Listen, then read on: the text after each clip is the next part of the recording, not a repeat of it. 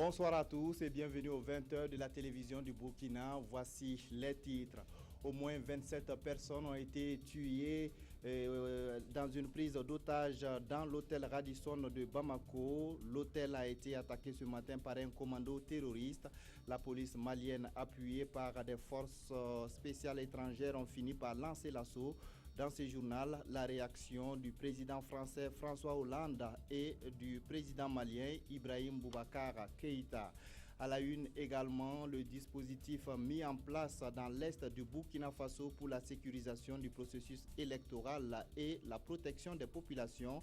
Au total, 25 000 agents des forces de défense et de sécurité sont mobilisés sur l'ensemble du territoire pour la surveillance des élections. Et puis, le Conseil constitutionnel, organe chargé de la proclamation des résultats définitifs des élections au Burkina, renforce les capacités des magistrats chargés du contrôle du double scrutin du 29 novembre. Objectif est de garantir la transparence des élections. C'est la principale information du jour. Des terroristes ont fait irruption dans l'hôtel Radisson de Bamako ce matin aux environs de 7 heures. L'établissement fréquenté par des expatriés comptait au moins 170 personnes avant l'attaque. La prise d'otages a fait au dernier bilan au moins 27 morts. La France a exprimé son soutien au Mali. Le président malien qui était au Tchad pour un sommet du G5 Sahel s'est également exprimé sur la situation. Aux côtés des forces de sécurité maliennes, des gendarmes français du GIGN. Ces soldats d'élite sont arrivés sur le sol malien en début d'après-midi. Ils viennent du Burkina Faso voisin. Pendant toute la durée des opérations, les présidents français et maliens sont restés en contact. Je suis en relation permanente avec les autorités maliennes. Je viens d'avoir le président Ibrahim Keïta du Mali et je lui ai assuré que la France était disponible pour apporter aux forces de son pays le soutien nécessaire. Des militaires français, mais aussi américains, le Pentagone a mobilisé ses forces spéciales présentes à l'ambassade. Une vingtaine de soldats. Ils ont d'abord exfiltré 6 ressortissants américains avant de mettre les civils en lieu sûr pendant l'intervention des forces maliennes. Le président malien a abrégé son déplacement au Tchad. Il participait au G5 Sahel, un sommet dont l'enjeu principal est la sécurité de la région, sanctuaire de groupes armés liés à Al-Qaïda. Nulle part n'est à l'abri ad vitam aeternam du terrorisme. Et c'est pour ça d'ailleurs que notre G5 vivra, parce que nos peuples en ont besoin. La survenue par notre G5 de ce drame à Bamako nous a encore donné des forces supplémentaires. Et dans les jours qui viennent, vous en aurez les échos. Dans sa lutte contre le terrorisme, le Mali peut donc compter sur un soutien régional, mais aussi international. Depuis août 2014 et le lancement de l'opération Barkhane, 3500 militaires français traquent les djihadistes dans le Sahel.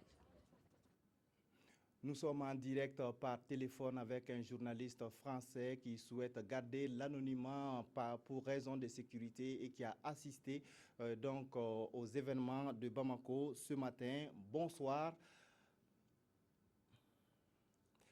Alors, vous avez donc été témoin de ce qui s'est passé à l'hôtel Radisson ce matin à Bamako. Est-ce que vous pouvez nous raconter ce qui s'est exactement passé? Disons, vers 7 heures du matin, des djihadistes ont pénétré dans l'hôtel. Donc, ils ont ensuite occupé l'hôtel et se sont retranchés au 7e étage de cet hôtel, de l'établissement. Et après, il y a eu donc des interventions de la part des forces spéciales maliennes, dans un premier temps à 9 heures, et puis une deuxième opération toujours des forces spéciales maliennes, en coopération avec les forces spéciales françaises qui sont venues de Ouaga pour apporter un peu leur aide aux forces maliennes. Donc tout au long de la journée, des otages ont pu être exfiltrés. il y avait à peu près 140 clients dans l'hôtel au moment de l'attaque. Et donc, au terme de la deuxième intervention, l'ensemble des otages a été libéré. Pour autant, quand même, les observateurs, notamment des Nations Unies, ont constaté qu'il y avait 27 corps, donc ils ne sont pas encore identifiés et on ne sait pas quelle est l'origine des pays de ces différentes victimes.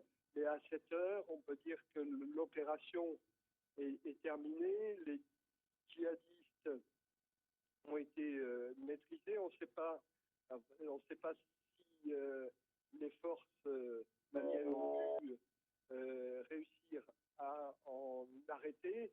Et il y en a 2 seraient morts dans les échanges. Voilà où on en est aujourd'hui. Et l'hôtel est actuellement en train d'être sécurisé parce qu'on craint qu'il y ait des engins explosifs dans les chambres ou disposés dans l'établissement. Okay. Alors, quelle est la situation à Bamako ce soir? Ce soir, la situation est assez calme dans la mesure où les mesures de sécurité ont été rehaussées. Dans le côté de l'hôtel, il demeure une certaine effervescence, notamment dans le gymnase où les rescapés, enfin les personnes qui ont été exfiltrées et libérées ont été accueillies. Donc voilà, pour l'instant, rien de spécial dans le reste de la ville. Merci à vous donc d'avoir répondu à toutes nos questions. Je vous rappelle que nous étions en direct avec un journaliste français qui a été témoin donc de cette prise d'otage dans l'hôtel Radisson de Bamako. La suite du journal, le président du Faso, Michel Kafando, est rentré ce soir même de N'Djamena où il a pris part au sommet du G5 sur la sécurité. Plusieurs résolutions, dont la création d'une école de guerre pour lutter contre le terrorisme, ont été prises. Il a également été question de la création d'une compagnie aérienne régionale. On écoute le président Michel Kafando qui fait le point des travaux de ce sommet.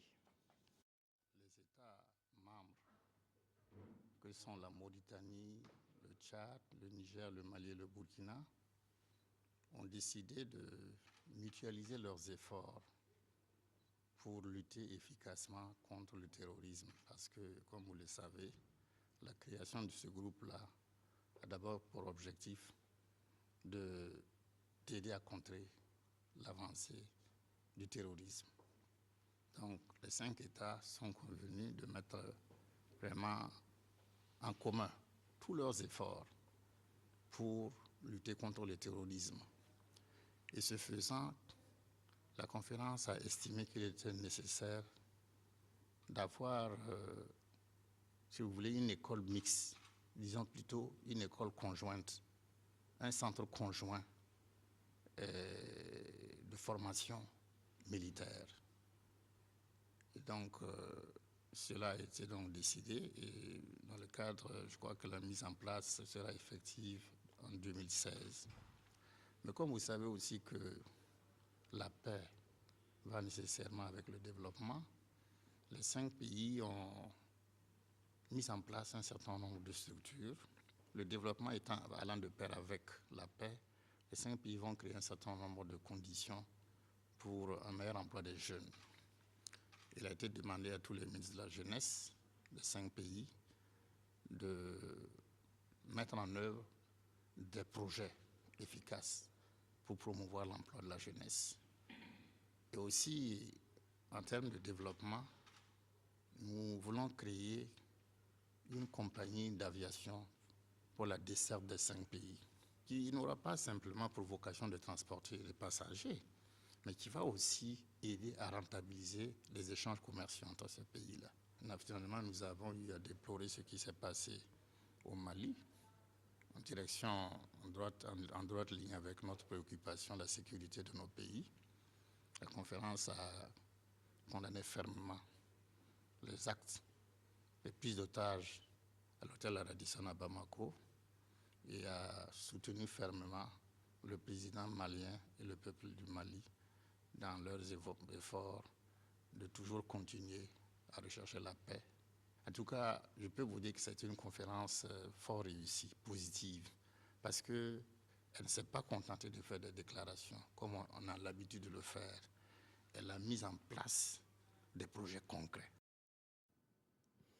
Des propos recueillis par nos envoyés spéciaux Mamadou Dabiré et Ernest Kambiré qui reviendront certainement dans nos prochaines éditions sur ce sommet. C'est un renfort pour la gendarmerie nationale. 751 sous-officiers de gendarmerie rejoignent les rangs de ce corps des forces armées et de sécurité.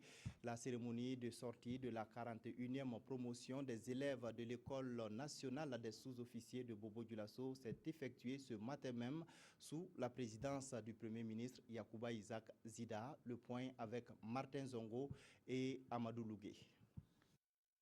Ces jeunes gendarmes arborent leur attribut de maréchal de logis après 2 années passées à l'école nationale des sous-officiers de la gendarmerie de Bobo-Dioulasso. En prenant la nation à témoin, ces soldats de la loi s'engagent à honorer la patrie, à faire respecter la discipline et à valoriser le rôle social du gendarme. Nos encadreurs nous ont inculqué certaines connaissances et certaines valeurs qui nous permettront d'assurer les missions confiées à la gendarmerie. Une cérémonie de sortie empreinte d'exercice militaire. La 41e promotion de cette école de formation va sur le terrain dans un contexte marqué par des attaques de brigades de gendarmerie. Les événements malheureux d'Oursi et de Samorogan sont encore à l'esprit de tous les gendarmes. Aujourd'hui, nous avons affaire à une menace d'un nouveau genre. Et les gendarmes ont été formés pour, les moyens seront mis à leur disposition pour qu'ils puissent faire face à cette nouvelle menace. 761 au départ, 751 ont obtenu leur parchemin de fin de formation. 7 sont recalés, 2 sont radiés des rangs et 1 est malheureusement décédé en fin de formation. Cette promotion a choisi comme parrain l'archevêque émérite Anselme Titiama Sanon et comme nom de baptême la promotion Hien Thieboul en hommage à ce gendarme à la retraite pour ses loyaux services rendus à la nation. Un dispositif spécial pour la sécurisation des élections et des populations a été mis en place par le ministère en charge de la sécurité dans la région de l'Est. Réputé pour son insécurité, ce dispositif est piloté par le poste de commandement opérationnel. Le CPO a accepté de dévoiler un coin de voile de ce dispositif à l'une de nos équipes déployées à Fada. Le point avec Konsoum Koulibaly et Aruna Mari. À élections exceptionnelles, mesures sécuritaires exceptionnelles. À l'instar des autres régions, l'Est dispose d'un PCO, le poste de commandement opérationnel, une instance qui réunit les responsables des différents corps militaires et paramilitaires. Elle est chargée de sécuriser le processus électoral. Nous avons 2 types d'activités. Nous avons des activités visibles. C'est des patrouilles qui se font aussi bien le jour que de nuit. Nous avons aussi le maintien d'ordre à l'occasion des meetings des partis politiques, des activités non visibles. C'est la surveillance des sites d'hébergement, la protection, en tout cas, je ne vais pas des étrangers, mais tous ceux qui viennent à Fada, surtout dans la région de l'Est, dans le cadre des élections à venir. Exceptionnellement, les forces de sécurité de la région acceptent de nous laisser tourner ces images. Nous sommes ici au quartier général de la CRS, la compagnie républicaine de sécurité. Gilet pare-balles, casque et armes au poing, ces éléments simulent une intervention. Ici, c'est une opération ponctuelle parce que nous avons été saisis. Sinon, en dehors donc, des opérations ponctuelles, nous avons des patrouilles de sécurisation ordinaires et quotidiennes qui participent donc au maillage du territoire régional. Au poste de péage, la gendarmerie veille au grain. Contrôle d'identité et fouille de véhicules. C'est un contrôle de routine. Dans ce village, situé sur l'axe Bogandé-Fada, une patrouille et des éléments prépositionnés. L'ampleur de l'insécurité est diversement appréciée par les habitants. On peut dire qu'actuellement, ils sont en train de tout mettre en œuvre pour arranger ça. Vu que c'est deux temps, il y a des gens qui sont postés dans les rues. Considérée depuis un certain temps comme une zone rouge, la région de l'Est est passée à l'orange selon le président du PCO. Néanmoins, l'ensemble des forces s'activent, dit-il, pour qu'elle bascule au vert, c'est-à-dire devienne une zone sans risque. Pour y parvenir, la population est invitée à jouer sa partition. S'ils voient des individus qui n'avaient pas l'habitude de voir et dont la présence dans un certain lieu-là n'est pas justifiée, voilà, ils peuvent soit s'approcher de la police ou de la gendarmerie pour signaler ces gens-là. Nous allons vérifier à notre tour qui ils sont. Ce dispositif s'inscrit dans le cadre du maillage du territoire pour la sécurisation des élections du 29 novembre prochain. Il sera encore renforcé dans les prochains jours, ont expliqué ses responsables. Et les élections approchent à grands pas. Le Conseil constitutionnel forme ses délégués de Bobo Dioulasso sur la supervision de ces scrutins. La formation se tient sous le thème « Le contrôle sur le terrain des élections couplées présidentielles et législatives du 29 novembre 2015 ». Lamine Karantao, Amadou Lougué. Tous des magistrats, ces délégués sont du ressort de la Cour d'appel de Bobo Dioulasso. Leur tâche est immense, appuyer le Conseil constitutionnel à réussir la tenue des élections couplées du 29 novembre prochain. Le rôle du délégué du Conseil constitutionnel est bien particulier parce que sur le terrain, il peut donner des instructions, il peut dire ça, ça ne va pas, il peut corriger les erreurs, il peut corriger les imperfections et donner des instructions pour que cela se fasse dans les bonnes conditions. Et si ça ne se fait pas, donc le rapport qui nous sera communiqué à la fin va nous permettre soit de statuer sur la manière dont le scrutin s'est déroulé et pourquoi pas même annuler les scrutins là où vraiment il y a des irrégularités vraiment flagrantes. Au nombre de 60, ces délégués seront repartis le jour du scrutin dans les différents bureaux de vote à travers le Burkina Faso et le Conseil constitutionnel compte sur leur détermination pour relever le défi. La présente session de formation vise à nous donner les rudiments nécessaires pour pouvoir superviser les élections le 29 novembre, l'élection législative et couplée, le 29 novembre, avec les résultats qui vont sortir des urnes, soit les résultats, soit effectivement la volonté populaire. Les thèmes qui seront abordés au cours de cette session de formation sont entre autres l'émission d'un vote démocratique, le contrôle pendant le déroulement du scrutin et les missions du Conseil constitutionnel en matière de contrôle et d'observation des élections nationales. Les élections, il en a été question hier lors du panel organisé par le mouvement du Manifeste pour la liberté. Les panélistes ont présenté le double scrutin comme une opportunité de consolider les acquis de l'insurrection populaire. Ils ont aussi fait un cours d'histoire du Burkina Faso de 1960 à nos jours. David Bambara, Abdul Rasmane Zongo. Le Burkina Faso en 55 ans d'indépendance, affirment les panélistes, a expérimenté différents régimes successifs dont la constante est l'écart exponentiel du fossé entre riches et pauvres. Il a fallu, toujours selon les orateurs du soir, l'insurrection victorieuse de l'année dernière pour que le peuple décide d'écrire lui-même désormais les pages de son histoire. Le premier acquis majeur de l'insurrection, c'est d'avoir mis fin de manière éclatante à un régime despotique et mafieux. L'insurrection a aussi montré toute l'énergie révolutionnaire, l'esprit de sacrifice, la combativité et l'héroïsme dont peuvent faire preuve le peuple et la jeunesse populaire. Le peuple a pris conscience de sa force et a été convaincu, preuve à l'appui, que la lutte pouvait faire aboutir ses préoccupations. On retiendra également les avancées sur les liberté d'expression. Cependant, l'arbre du satisfecit ne doit pas cacher la forêt des défis, défis de la justice, de la liberté, de l'intégrité, bref, de l'épanouissement de tous.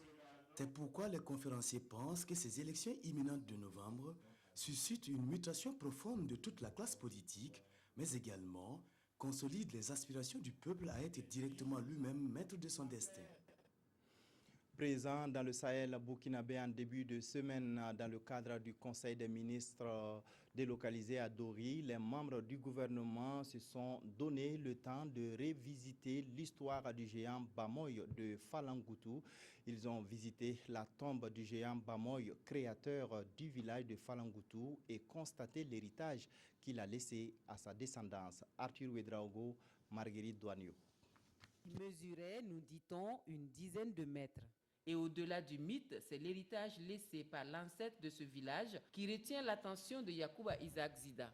C'est vrai qu'on entendait cette histoire, mais racontée par des petits-fils de ce géant-là, cette histoire est beaucoup plus proche de la réalité. On sent qu'elle a été racontée avec un certain sentiment qui nous a rapprochés davantage de ce qui a été vécu ici au XVIe siècle. Nous avons été donc héritiers d'une histoire formidable, des hommes qui se sont battus contre la nature, contre d'autres hommes qui ont fait face à l'adversité, qui n'ont jamais reculé. Comment est-ce que nous pouvons être des descendants des hommes aussi valeureux, des hommes aussi vaillants, et puis nous-mêmes, en tout cas, faiblir face à l'adversité. Et l'héritage de Bamoy semble la chose la mieux partagée par sa lignée. C'est donc sans surprise que l'on apprend que l'un des descendants de ce grand résistant fait partie du gouvernement de transition en la personne de Sadou Maïga, ministre en charge de l'environnement. Des populations restées dignes ici, malgré la rudesse de la nature, et qui devraient bientôt bénéficier d'infrastructures de développement, promesse du chef du gouvernement. La 18e conférence annuelle des services du Trésor s'est ouverte à Ouagadougou. Les réflexions sont axées sur la gestion financière et comptable des missions diplomatiques et consulaires. Le but, assurer la transparence et l'efficacité dans la gestion des représentations diplomatiques du Burkina Faso à l'étranger. Saratou Sissé, Hervé Kabouré. La question de la gestion financière et comptable des missions diplomatiques et consulaires du Burkina est sur la table des échanges à la 18e conférence annuelle des services du Trésor, KST, à travers l'examen des difficultés liées à l'exécution des opérations budgétaires, à la trésorerie et à la gestion comptable. Les acteurs du Trésor public veulent rendre efficace le fonctionnement des ambassades et des consulats généraux. Il s'agira dans cette conférence introductive de faire un diagnostic et de donner des pistes de réflexion pour que les différents conférenciers puissent réfléchir et faire des recommandations allant dans le sens justement de l'efficacité dans la gestion des missions diplomatiques et consulaires. Cette conférence annuelle doit relever le défi de la nécessité de concilier la rareté des ressources financières et la volonté de renforcer les actions diplomatiques de notre pays. Il ne s'agit pas d'alléger pour fragiliser, mais il s'agit d'alléger tout en maintenant donc l'efficacité dans la préservation de l'intégrité des données publiques. Les conclusions de cette 18e KST doivent donc servir à accompagner efficacement les 41 missions diplomatiques et consulaires fonctionnant dans le monde pour un rayonnement du Burkina Faso à l'étranger.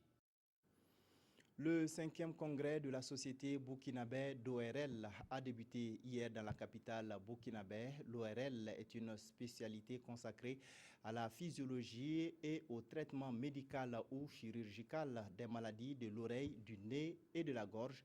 Les médecins et les spécialistes d'ORL se penchent particulièrement sur la surdité. Roger Kam, Bouma Ernest Nebi.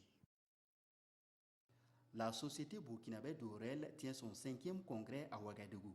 Un rendez-vous scientifique qui permettra 3 jours durant à d'éminents professeurs et médecins venus du Burkina et d'ailleurs d'échanger et de partager des expériences dans le domaine de l'ORL et la chirurgie maxillofaciale. Ils vont aussi se pencher sur les maladies de la gorge. Il y aura également les maladies maxillofaciales, c'est-à-dire les maladies qui concernent la face, les muscles et les os de la face et du cou. Et nous allons également réfléchir sur l'allergie en ORL et sur la surdité qui est un fléau mondial. Ce 5e congrès de la Société burkinabé d'ORL qui se tient conjointement avec la Journée mondiale de la surdité est également une occasion pour les chercheurs dans le domaine de l'ORL de valoriser et de rendre publics les résultats de leurs travaux. Le ministre de la Santé dit attendre avec beaucoup d'attention du Congrès des recommandations pertinentes pour l'amélioration de la qualité des soins dans le domaine de l'ORL au Burkina. Le plan d'action opérationnel 2016-2018 de la politique nationale genre est en cours de validation. La rencontre qui se tient sous l'égide du ministère en charge de la promotion de la femme permettra de faire également le bilan de la mise en œuvre du premier plan d'action opérationnel 2011-2013. Le point avec Issa Kafando et Mounir Akeri. 2 documents seront validés au cours de cette session. Il s'agit du rapport provisoire d'évaluation du plan d'action opérationnel 2011-2013 et celui de 2016-2018. Des documents qui sont déjà considérés comme des référentiels pour les acteurs intervenant en faveur de l'égalité entre hommes et femmes. La mise en place dans les départements ministériels de cellules genre et l'existence également de plans d'action donc pour la promotion du genre au niveau des départements ministériels et institutions. Nous avons également l'instauration d'un cadre de concertation de tous les acteurs. Donc tous ces éléments sont des acquis donc, au titre donc, de ce plan d'action 2011-2013.